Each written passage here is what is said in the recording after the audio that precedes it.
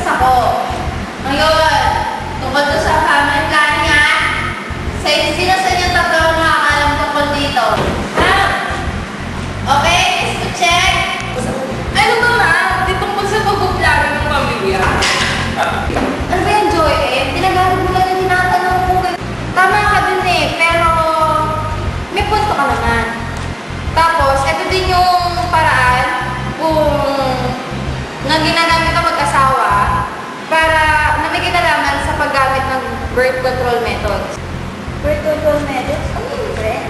Ano ba? Makinig ka na lang. Papaliwanag ka.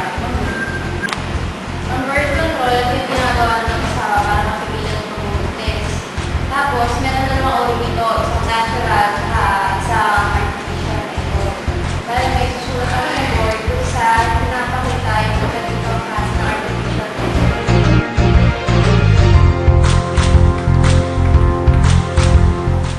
Ay, naiintindihan ko sa din sinasabi. Di naman nakabalot pa ng tulo. Kaya nga, ang kumot ni mo, busog-busog pa. Alam na kailangan. Wala na nga ako naiintindihan.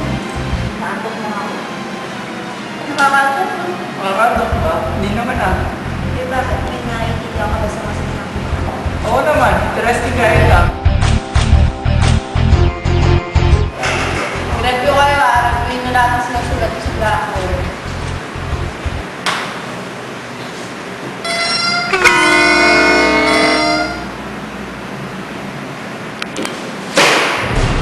Tatanong na nga kayo kung magpapala ng mga hindi! Nakakabalan kayo ha! Mayos kayo!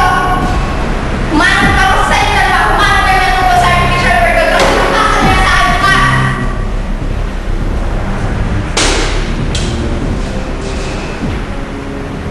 Bye, ma.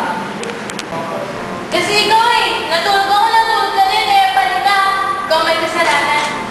Hindi kaya, ikaw ang may kasalanan dyan, no? Ano ba? Hindi ka kasi nakikinig. Uy, natulog ka na sa man. At sa ako nakikinig. Uy, tulog ka kayo. Wala tayo. Buti pa, kung nakakabalo, hindi ko na iba dyan. Aalis na nga. Ano ba yan? Ano ba yan, friend? Pinagawa naman tayo ni Ma'am. Ano gagawin natin doon? Oo nga, yun ang problema nga ating nakikisa ka.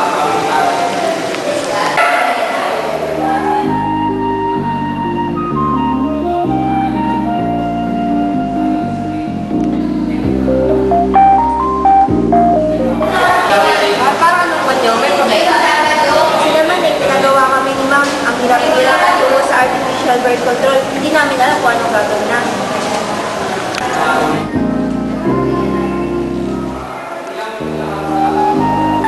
Meron akong documentary daw about artificial birth control. Talaga, thank you Malaking tulong ko sa akin.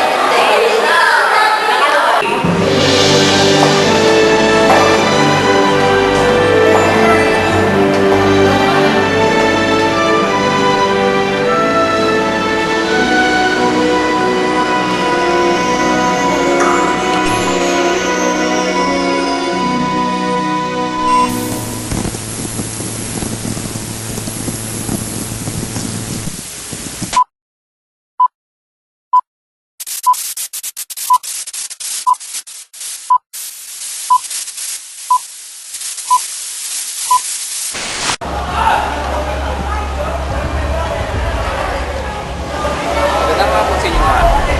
Alam ko maraming sa atin ngayon ang nakakalaw sa mga iba't ibang issues na nangyari sa ating lipunan. Kasi na dito, ang lumulubong populasyon na nakakaapekto sa lumalaking problema ng kahirapan sa ating mamamayan. Ngunit, may isang paraan na ginagamit upang makontrol ang dami ng isang pamilya. At ito'y walang iba, kundi ang paggamit ng artificial birth control o mas kilala na tawag bilang contraceptives. Halina't tunghayin natin ang aking ginawang documentary.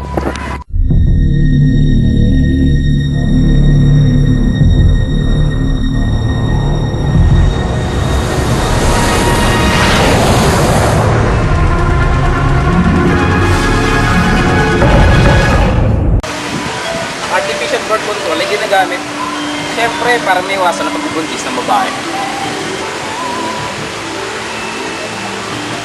Kung akala nyo na ang contraceptives ay isang modern invention ng tao ngayon, nagkakamali kayo. Hindi nyo ba alam na ayon sa history, nung panahon pa ng mga Romans, Egyptians, usok-uso na ang contraceptives. Halimbawa, ang condom nila nun, hindi pa gawa sa latex, kundi sa tulad dito, sa balat ng hayop. Based dun sa aking perception or pananaw, ang artificial birth control ay isa sa pamamaraan ng family planning or yung birth control na pinagkasundoan ng husband and wife, whether it is natural or artificial means. Pero sa tinatanong mo, ano ba yung artificial birth control? Ang artificial birth control, ito yung mga pamamaraan ng family planning o yung tinatawag na responsible parenthood na hindi without the blessing of the church at saka ng marami pang iba. Okay. Pero upang mas maintindihan natin ang tungkol sa contraceptives, ano-ano nga ba ang uri nito? When we say artificial, ito yung paggamit ng condom, yung injectable DMPA, marami pa kasing iba yun eh. Tapos, meron pa silang tinatawag na yung mga cervical cap, yung paggamit ng hormonal methods, tapos meron pang tinatawag na yung IUD o yung tinatawag na intrauterine device na ini-insert dun sa puweta ng babae.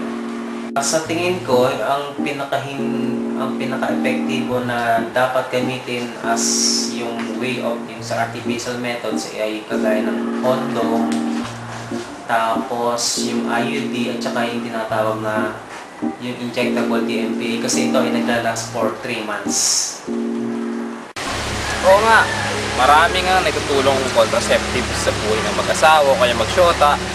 Pero, syempre, meron din disadvantage yung mga ito, ari. Ang side effect kasi ng artificial method, marami halimbawa sa intrauterine device, may mga disadvantages kasi ng paggamit yan. Halimbawa, ito ay nagiging cause ng bleeding at ito ay hindi mabisang method para maiwasan yung mga STD. Tsaka may mga kaso kasi nang gumagamit ng IUD na yung tinatawag na ectopic pregnancy o yung pagbubo ng baby sa labas ng uterus. Tsaka nagpo-produce to ng enough pain kapag halimbawa nagkakaroon ng sexual intercourse.